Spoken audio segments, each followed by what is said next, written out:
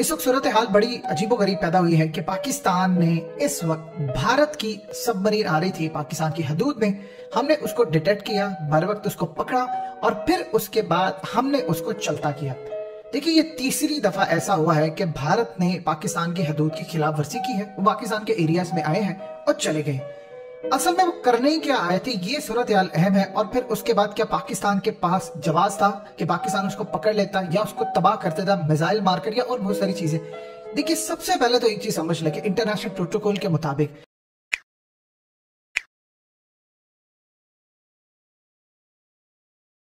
कोई भी चीज अगर आप किसी भी मुल्क के खिलाफ वर्जी करते हैं तो आपको पहले एक वार्निंग जारी करना होती है, फिर आप सेकंड वार्निंग जारी करते हैं, फिर उसके बाद जब आप हदूद की खिलाफ वर्जी करते जाते हैं उसके बाद आपको मारने का हक होता है, क्योंकि आप फिर समझते हैं कि वो आपकी हदूद में घुस गया है। या सम टाइम ऐसा होता है कि आप उसको अर्ली डिटेक्ट नहीं कर पाते, तो आप दोबारा जब वो बहुत ज्यादा आगे हद तक आ जाता है तो आप उसको मार सकते हैं, उड़ा सकते हैं। असल में भारत यहाँ करने क्या था, सबसे पहले ये समझ लें, भारत असल में पिछले काफी अरसे से अपने आप को, अपनी सबमरीन और ये चीजों को अपग्रेड कर रहे हैं। और इस सूरत हाल के अंदर ये चेक करने के लिए आए थे कि पाकिस्तान कितनी देर में डिटेक्ट कर सकता है, कितनी देर में पाकिस्तान हमें वार्निंग जारी कर सकता है। उसके मुताबिक ये इंडो पैसिफिक में अपनी स्ट्रेटेजी बनाना चाह रहे थे। पाकिस्तान ने काम ये किया कि हमने अर्ली इनको डिटेक्ट कर लिया, डिटेक्ट करके हमने इनको वार्निंग दी कि आप यहां से चले जाएं, अगर आप नहीं जाते। ये जो प्रोटोकॉल, इंटरनेशनल प्रोटोकॉल कायम किया गया, उसके मुताबिक हमने वार्निंग जारी की। अब सूरत हाल ये है कि भारत को अंदाजा इस बात का हो चला था कि हमारा जो सिस्टम है ये अपग्रेडेड है, ये हर तरह से, चाहे इवन कि आप न्यूक्लियर सबमरीन भी लें। आप जानते हैं कि फ्रांस का जो मसला पड़ा हुआ था, क्यों फ्रांस की इस वक्त बर्तानिया और ऑस्ट्रेलिया के साथ लड़ाई हो गई थी, क्यों इस सूरत हाल के अंदर असल मामला ये था कि न्यूक्लियर सबमरीन ऑस्ट्रेलिया लेना चाह रहा है। अमेरिका से न्यूक्लियर सबमरीन इसलिए लेना चाह रहा है कि न्यूक्लियर सबमरीन का सबसे बड़ा फायदा यह होता है, एक तो वो शोर नहीं करती और वो कई महीने तक समंदर में रहने की कैपेसिटी रखती है। यानी आप उसको 6, 7, 8 महीने, साल तक भी समंदर के अंदर रखना चाहते हैं, किसी जगह से ट्रैवल करती है तो वो रह सकती है। और दूसरा, वो रडार पर डिटेक्ट नहीं होती। अब इस सूरत हाल के अंदर जाहिर सी बात है, न्यूक्लियर सबमरीन इंडिया के पास तो मौजूद है, लेकिन उन्होंने जिस तरह लीज पर ली है रशिया से, पाकिस्तान को चाइना इस सूरत हाल के अंदर, असल में जो मामला हुआ इससे पाकिस्तान की लॉटरी निकल आई थी। चाइना पाकिस्तान को न्यूक्लियर सबमरीन देगा, जिस तरह HQ-9 अभी पाकिस्तान को एंटी बैलिस्टिक मिसाइल सिस्टम जो है ये बड़ा जबरदस्त दिया है। यानी आप समझ ले S-300 से बेहतर है, S-400 से थोड़ा कम है, यानी उसके मुकाबले का है। आप ये समझ ले, सिर्फ रेंज का थोड़ा सा फर्क है कि हमारी रेंज जो चाइना ने अभी बनाई थी वो 250 किलोमीटर है और S-400 की जो रेंज होती है वो 400 किलोमीटर तक है। लेकिन हमें भारत को दबोचने के लिए जितना चाहिए उतना हमें ये मिल चुका है। अब इस वक्त सूरत हाल ये है कि भारत भी न्यूक्लियर सबमरीन अब अगले लेवल की लेना चाह रहा है। उसको पता है अमेरिका इस वक्त पूरी दुनिया के अंदर चाइना के दुश्मनों को, चाहे उसमें इंडिया हो या कोई और, उनको न्यूक्लियर सबमरीन देना चाहता है ताकि साउथ चाइना सी का मामला। देखिए, ये जो मामला भारत ने किया, हमारे पास दो चीजें थी, हम इनको मार कैसे सकते थे। एक तो अगर हम ये चाहते तो हम इनको डीपली अंदर आने देते। आप जितना डीपली अंदर आने देते हैं तो फिर उसके बाद आप इनको घेर लेते हैं ताकि ये सरेंडर कर दें, या बहुत ज्यादा डीपली अंदर आए और उसके बाद आप इनको वार्निंग जारी करें और ये उसके बाद भी ना सुधरे तो फिर आप इनको मार सकते हैं। ये इंटरनेशनल प्रोटोकॉल के मुताबिक है।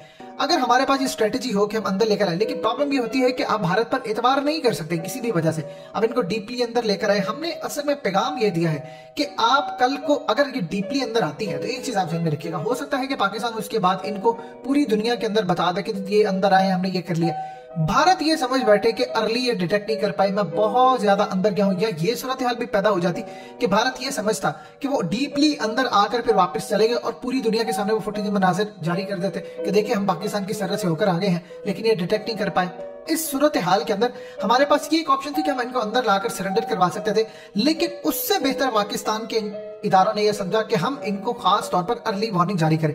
देखिए, एक दफा हम पहले वार्निंग जारी कर चुके हैं, दूसरी दफा कर चुके हैं, तीसरी दफा जब समंदरों में लड़ाई हो रही है, साउथ चाइना सी के अंदर पूरे का पूरा मामला गर्म है, इंडो पैसिफिक के अंदर गर्म है, तो बेहतर यह है कि या तो आप इनको कड़ी वार्निंग जारी कर दें इंटरनेशनल सतह पर कि अगर आपने काम किया तो अगली दफा वार्निंग नहीं होगी, हम उड़ा देंगे आपकी जो भी सबमरीन है। क्योंकि एक दफा होता है, दूसरी दफा होता है, आपके इंटरनेशनल प्रोटोकॉल्स अलग है, लेकिन इंटरनेशनल प्रोटोकॉल में ऐसा नहीं है कि आप हर मर्तबा सबमरीन। अब भारत के अंदर क्या मजाक उड़ाया जा रहा है, वही कह रहे हैं कि देख लो हम आपकी सरहद में चले गए हैं, हमने आपको टाटा किया है और वापस चले गए। वो अलग बात है कि पाकिस्तान ने उनको डिटेक्ट कर लिया। भारत सिर्फ टेस्ट ये करने आया था कि पाकिस्तान की कैपेसिटी क्या है। उसने कल को अपने न्यूक्लियर सबमरीन और हमले के लिए आना ही आना है, जो मर्जी आप कर लें। हो ही नहीं सकता कि भारत जो काम करने के लिए वो पूरी जंगी तैयारियां करके बैठा हुआ है, देखिए कश्मीर का मामला उसके हाथ से निकला, उसको पता है कि तालिबान की वजह से इस वहां पर इनकाउंटर्स हो रहे हैं, वहां पर लड़ाई जारी है। लद्दाख का मामला आप सबके सामने है, अरुणाचल और उत्तराखंड, आपको क्या लगता है कि वो खाली चाइना से मार खाने के लिए आगे होगा? उन्होंने पूरी तरह सूरत हाल को चेंज कि किस तरह दुबई ने इंफ्रास्ट्रक्चर कायम करने का फैसला किया कश्मीर में, वो इसराइली मॉडल है। उसके बाद मिलिट्री बेसिस वहां पर कायम होंगी, उसके बाद एम्बेसीज वहां पर शिफ्ट की जाएंगी, कॉन्सुलेट शिफ्ट किए जाएंगे, और उसके बाद वहां पर पार्क्स होगा। बिल्कुल दुबई का इंफ्रास्ट्रक्चर, दुबई की बिल्डिंग्स, तमाम चीजें वहां पर खड़ी करने का फैसला है, ताकि अरब वर्ल्ड को एक चीज तो ज़हन में रखिएगा, उन्होंने फैसला कर लिया है कि मकबूजा कश्मीर भारत का हिस्सा है। अब यूएई ने तो जो फैसला किया, क्या उससे पहले सऊदी अरब ने अपने जो नोट था उसके ऊपर कश्मीर को पाकिस्तान से अलग नहीं किया, गिलगित बल्तिस्तान को। तो ये तमाम चीजें हमें समझनी है कि अरब आपके साथ नहीं खड़े, उन्होंने क्यों कश्मीर पर एक वर्ड नहीं बोला।